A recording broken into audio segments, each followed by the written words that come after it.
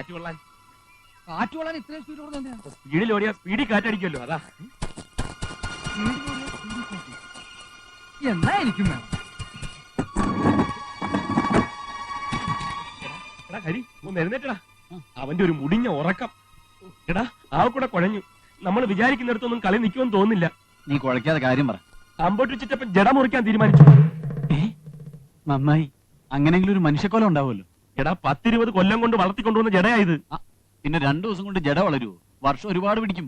നിനക്ക് അതിന്റെ സീരിയസ്നെസ് മനസ്സിലാവാത്തത് കൊണ്ടാ. എന്തോന്ന് സീരിയസ്നെസ്? എനിക്ക് അന്ന് അയാളുടെ വെള്ളോടി കണ്ടപ്പോഴേ തോന്നി സന്യാസം അയാൾക്ക് പറ്റിയ പണിയല്ലെന്ന്. എന്നാലും ഇത്ര പെട്ടെന്ന് ഈ ഗൃഹസ്ഥാശ്രമത്തിലേക്ക് തിരിച്ചു വരുമെന്ന് ഞാൻ പ്രതീക്ഷിച്ചില്ല. ഇനിയിപ്പോ ജടയും വെട്ടി കാഷായ ഊരി ഗോപിക മകളല്ലെന്നറിയുമ്പോ എനിക്ക് ചിന്തിക്കാൻ കൂടി വയ്യ. ദുർവാസാവിന്റെ ദേഷ്യവാ, ഇവിടെ കൊലപാതകം നടക്കും. അയ്യോ മുറിച്ച്.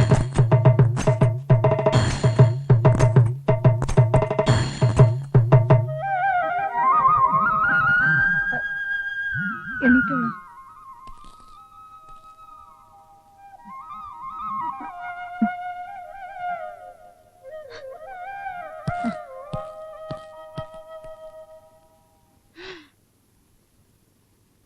അയ്യോ,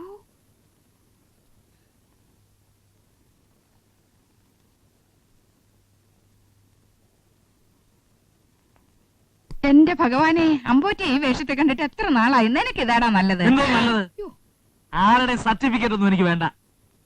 കാഷായ വേഷം കെട്ടിക്കിടക്കുന്ന കാലത്ത് എല്ലാവരുടെയും തനിക്കുണം ഞാൻ കണ്ടതാ. അതുകൊണ്ട് വലിയ അഭിപ്രായം ഒന്നും ആരും കിട്ടിയിരുന്നു. അവള് വേറൊന്നും വിചാരിച്ചു പറഞ്ഞല്ല. അമ്പോറ്റിയല്ല, അംബുജക്ഷൻ നായർ. പിന്നൊരു കാര്യം, ഇവളെന്റെ മോളാണ്, കണ്ണേറ്റിൻകരയിലെ കൊച്ചുമോൾ. ആവശ്യമില്ലാതെ ഓരോന്ന് കുത്തിപ്പൊക്കി ഇവളുടെ മനസ്സ് മാറ്റാൻ ശ്രമിച്ചാൽ തുളച്ചുകളെ ഞാൻ. ഇവളെ സ്നേഹിക്കാനും കാര്യങ്ങൾ നോക്കാനും ഞാനും അമ്മയും കൊണ്ട് ഇവിടെ. അതുകൊണ്ട് ആരും വലിയ അടുപ്പമൊന്നും ഇങ്ങോട്ട് കാണിക്കണ്ട. മോളകത്ത് പോ. കൊച്ചീഷന്റെ കല്യാണക്കാര്യം പറഞ്ഞ് ചില അലമ്പ് വർത്താനമൊക്കെ കൂടെ കേട്ടു. അത്തരത്തിലുള്ള ചെറ്റത്തരം വല്ലവന് കേട്ടാൽ ഞാൻ അതിലും വലിയ ചെറ്റയാവും. എന്റെ പഴയ സ്വഭാവം അറിയാമല്ലോ. കത്തിയെടുക്കും ഞാൻ, കത്തി. ആ ഈ തന്തമാരും തള്ളമാരും കാണിക്കുന്നത് കണ്ട് അതിന്റെ താളത്തിന് തുള്ളിയാറുണ്ടല്ലോ, അരിഞ്ഞുകളെ ഞാൻ.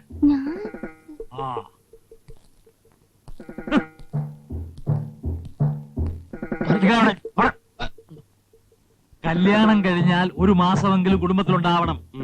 ലീവ് കഴിഞ്ഞെന്ന് പറഞ്ഞ് ഓടിയാറുണ്ടല്ലോ, എന്റെ സ്വഭാവം മാറും. ലീവൊക്കെ ഞാൻ എക്സ്റ്റെൻഡ് ചെയ്തോളാം ചിറ്റപ്പ. ചിറ്റപ്പന? തന്റെ പേരെന്തോന്നാ പറഞ്ഞേ? ഹരീന്ദ്രൻ. കുറച്ചു ദിവസം ആയല്ലോ ഇവിടെ കിടന്ന് കറങ്ങുന്നു. തനിക്ക് വീടും കുടിയൊന്നുമില്ലേ? ക്ലോസ് ഫ്രണ്ടാ, സുഹൃത്ത്, ആത്മസുഹൃത്ത്.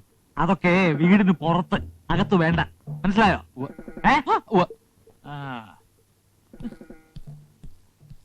ആ താടി മുടി മുറിച്ചപ്പോ ഓന്തിന് നിറം മാറുന്ന പോലെ അങ്ങ് മാറിയല്ലോ. ഇതെന്താ അടിയന്തരാവസ്ഥ പ്രഖ്യാപിച്ച? ഇനിയിപ്പോ നമ്മൾ ഇങ്ങനെ സംസാരിച്ചത് കൊണ്ടായില്ല. ഇയാളെ നിലയ്ക്ക് നിർത്താൻ ഒരട്ടിമറി വേണ്ടി വരും. കൊറേ നേരമായല്ലോ. എന്താ ഇത്രയധികം പ്രാർത്ഥിക്കാൻ? അറിഞ്ഞോ അറിയാതെ എന്തെങ്കിലും തെറ്റ് ചെയ്തിട്ടുണ്ടെങ്കിൽ പൊറുക്കണേന്ന് അപേക്ഷിക്കുകയായിരുന്നു. അത്രയ്ക്കും പൊറുക്കാൻ പറ്റാത്ത എന്ത് തെറ്റാ ചെയ്തത്? മനുഷ്യരല്ലേ, മനസ്സറിയാതെ എന്തെങ്കിലും തെറ്റ് വന്നു പോയാലോ? അതൊക്കെ ശരി. രാധിക എന്താ പ്രാർത്ഥിച്ചത്? മറ്റെന്ത് പ്രാർത്ഥിക്കാൻ?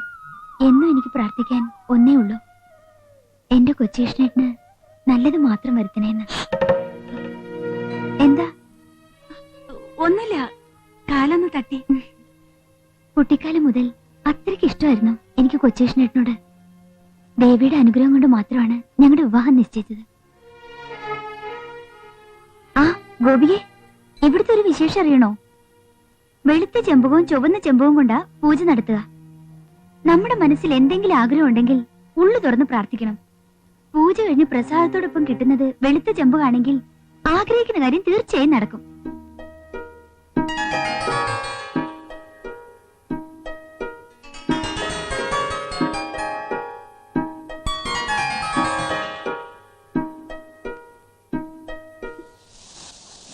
ആ കുട്ടി വല്ലാതെ ഭ്രമിച്ചിരിക്കുക.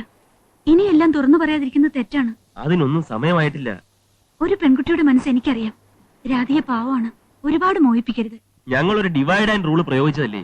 അമ്മായിമാരും 3 പേരും ഈ കാര്യത്തിൽ ജന്മത്തിൽ യോജിക്കില്ലായിരുന്നു. അതിനിടെ മുത്തശ്ശി ഇങ്ങനെ ഒരു തീരുമാനം എടുക്കുന്ന ആരെങ്കിലും വിചാരിച്ചോ? എത്ര നാളിങ്ങനെ ഒളിച്ചു കളിക്കും? ബന്ധങ്ങൾ മുറിച്ചറിയാൻ എളുപ്പമാണ്. അല്പക്ഷമയും ഇത്തിരി ബുദ്ധിയുണ്ടെങ്കിൽ യോജിപ്പിച്ചു കൊണ്ടുപോകാൻ പറ്റാത്തായി ഒന്നുമില്ല. ജോത്സ്യം വന്ന് മുഹൂർത്തം കൊടുത്തിട്ട് പോയി. പൊന്നൊരുക്കാനുള്ള ഏർപ്പാടൊക്കെ ചെയ്തു. ഇനിയിപ്പോ കല്യാണ മണ്ഡപത്തിൽ വെച്ച് ഞാൻ മറ്റൊരു പെൺകുട്ടിയെ കല്യാണം കഴിച്ചു പോയി എന്ന് പറയാനാണോ കൊച്ചിന്റെ ഭാവം? എന്താ ഗോപിക ഈ പറയുന്നത്? ഞാനിപ്പോ എന്താ ചെയ്യാ? രാധയോടെങ്കിലും എല്ലാം തുറന്നു പറയണം.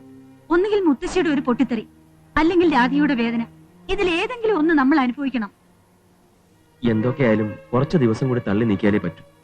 അതിനു മുമ്പ് ഇവിടുന്ന് രക്ഷപ്പെടാനുള്ള വഴി എന്താണെന്ന് ഞാനൊന്ന് ആലോചിക്കട്ടെ. നീ വാ. പണ്ടൊക്കെ കൊച്ചേഷനായിട്ട് വന്നെന്ന് കേട്ട ഞാനപ്പോ ഓടിയെത്തും ഇവിടെ. കല്യാണം ഉറപ്പിച്ച ശേഷം ചേട്ടന്റെ മുഖത്ത് നോക്കാൻ തന്നെ എനിക്ക് നാണവാ. അതെന്താ? ചേട്ടനാണെങ്കിൽ എപ്പോഴും ഒരു നോട്ടവും കൈകാട്ടുവിളിയൊക്കെയാ. ആൾക്കാർ നിൽക്കുന്നെന്ന് തോന്നല് പോലും ഇല്ല. കേട്ടോ ഗോപിയെ, ഇന്നലെ അച്ഛനും അമ്മ എന്റെ അടുത്ത് ഇരിക്കുക. അപ്പൊ കൊച്ചേഷനായിട്ടും വന്ന് ദേ ഇങ്ങനെ ഒരു തട്ട്. ഞാനങ്ങ് നാണിച്ചു പോയി. അയ്യോ, ഞാനല്ല തട്ടിയത്, അവളാണ് എന്നെ തട്ടിയത്. ആ തട്ടും കൊണ്ട് നിങ്ങൾ നിന്നു കൊടുത്തു അല്ലേ? എങ്ങനെ നിൽക്കാതിരിക്കും? ഞാൻ അവളെ കെട്ടാൻ പോകുന്ന ഭാവി വരണല്ലേ? ഏ? അല്ല, ഭാവി വരണം എന്നാണല്ലോ സങ്കല്പം അവളുടെ. ദേ ഒരു കാര്യം ഞാൻ പറഞ്ഞേക്കാം. എനിക്കിതൊന്നും കേട്ട് നിൽക്കാൻ വയ്യ. ഞാൻ ഇപ്പൊ തന്നെ എല്ലാവരുടെയും മുന്നിൽ വെച്ച് തുറന്നു പറയും. എന്ത് പറയും? നിങ്ങൾ എന്റെ ഭർത്താവല്ലെന്ന് പറയും. അയ്യോ, അങ്ങനെ പറയരുത്. ഭർത്താവാൻ അങ്ങനെ പറയാവൂ. ഗോപിയെ, എന്താ എന്നെ വിളിച്ചോ? അമ്മാവനിഞ്ഞ് വന്നേ, ഒരു കാര്യം പറയാനുണ്ട്. ഒരു സഹോദരിയോ?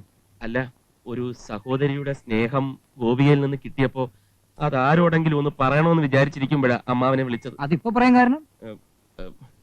അല്ല, ഞാനിങ്ങനെ ചുമ്മാ പൊതുവെ പറഞ്ഞതേ ഉള്ളൂ.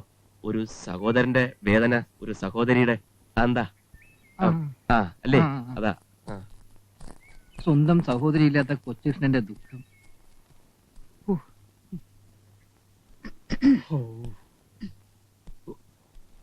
നേരം വെളുക്കും മുമ്പേ നീര് എങ്ങോട്ട് ഇറങ്ങിപ്പോയതാ? ഇനിയിപ്പോ അങ്ങനെ വെറുതെ ഇരിക്കാൻ പറ്റുമേ? ഒരച്ഛന്റെ കടമകളൊക്കെ ചെയ്തു തീർക്കണ്ടേ? ഗോപികയുടെ കല്യാണം ഉടനെ നടത്തണം. അതിനിപ്പോ നല്ലൊരു ചെറുക്കം വേണം, ജാതകം ചേരണം, തറവാട് നന്നാവണം. ഇതൊക്കെ വേണ്ടേ? അതിനെ കുറിച്ചൊന്നും ഓർത്ത് അമ്മ വിഷമിക്കണ്ട. നല്ല ഒന്നാന്തരം ഒരു ചെറുക്കനെ കണ്ടിട്ടാണ് വന്നിരിക്കുന്നത്. തിരുവാങ്കോട്ടെ കണിമംഗലം തറവാട് നമ്മ കണ്ടിട്ടില്ലേ? അവിടുത്തെ നമ്പീശന്റെ മോന. ധാരാളം ഭൂസ്വത്ത്, ഒറ്റ അവകാശി, ജാതകവും ചേരും. ഗോപികയ്ക്ക് എല്ലാം കൊണ്ടും ചേർന്ന ബന്ധമായിരിക്കും. നാളെ കാലത്ത് പെണ്ണ് കാണാൻ അവരുടെ വരും. നാളെയോ? ആ, അതിനു വേണ്ട എല്ലാ ഏർപ്പാടുകളും അമ്മ തന്നെ നേരിട്ട് ചെയ്യണം.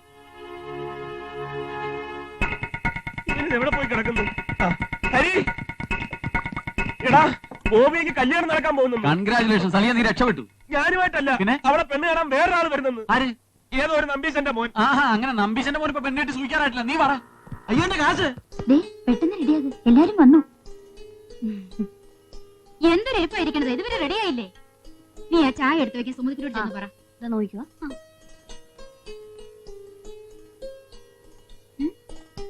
രാധിയെ, ഞാൻ ഇപ്പൊ വരാം. വേഗാട്ടെ.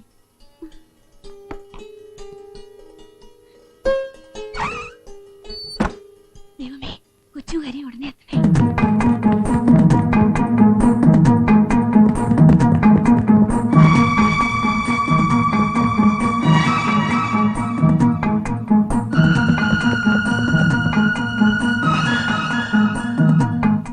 ഗോപിയെ, നീ ഇവിടെ തപസിരിക്കുക? പെണ്ണ് കാണാൻ വന്നവരങ്ങ് പോവും കേട്ടോ.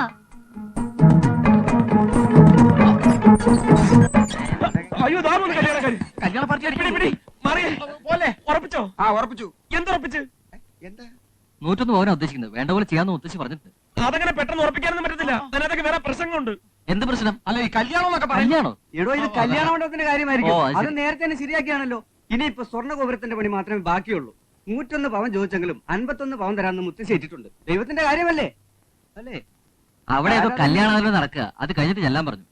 അപ്പൊ ഇവര് അയ്യേ, അപ്പൊ ഇത് പിരിവ്. ഈ കൃഷിക്കാരെന്ന് പറയുമ്പോ അതിന്റെ ഒരു അന്തസ് വേറെ തന്നെയാ. അല്ലാതെ ഈ ദുബായ്, അമേരിക്ക എന്ന് പറയുന്നത് വലിയ കാര്യമൊന്നുമില്ല. കുടുംബം നന്നായിരിക്കണം, അത്രേ ഉള്ളൂ. അത് തന്നെ ഞങ്ങളുടെയും പാരമ്പര്യം. അതാണ് സംഭവം. അത് നേരെ. നമസ്കാരം.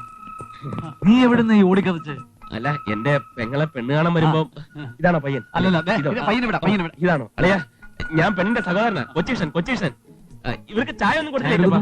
ഇപ്പൊ കൊണ്ടുവരാം. പെങ്ങളെ, ഇപ്പൊ വരാ. വലിയ ഉത്സാഹക്കാരനാ. പൈലറ്റാ വിമാനത്തിലെ.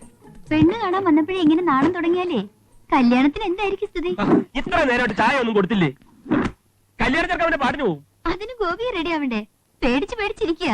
എന്താ പെങ്ങളേത്? ഈ വക കാര്യങ്ങൾക്ക് എന്തിനാ പേടിക്കുന്നത്? നിങ്ങൾ എന്ന് ചായ പലഹാരങ്ങളൊക്കെ എടുത്തു ചെല്ല് ചെല്ല്. നീ ഒന്നൊന്നും പേടിക്കണ്ട, വെരി ഈസി. വാ പറയാം. കൊണ്ടുകൊടു. ചെല്ലി.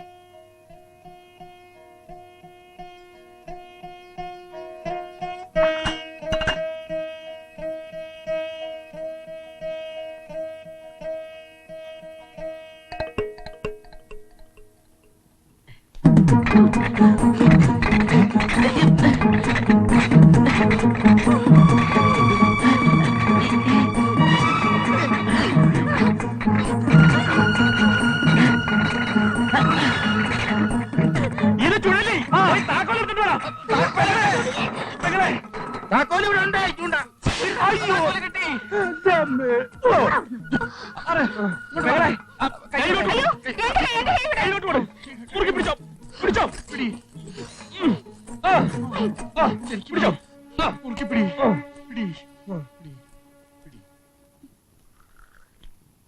എന്നാലും എന്റെ ദൈവമേ, ആ സമയത്ത് തന്നെ ഇങ്ങനെ വന്നല്ലോ. കഷ്ടമായി പോയി. ഇതിനു മുൻപ് ഇങ്ങനെ വരാറുണ്ടോ മോളെ? പേരുകേട്ട തറവാടാ കണിമംഗലം.